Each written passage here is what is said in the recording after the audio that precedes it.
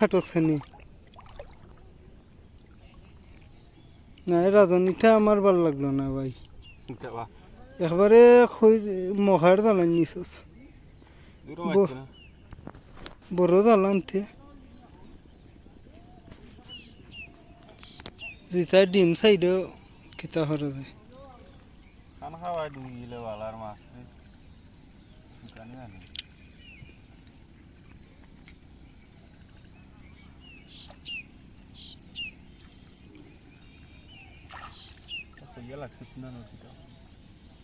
তা হইয়া ফুকরির সার হইতো না ফুকরির মাছ পারে জানি আমরা কিন্তু হইতাই না কিন্তু বার হই তারা বুঝে ফুটি সারি কিন্তু ফুটি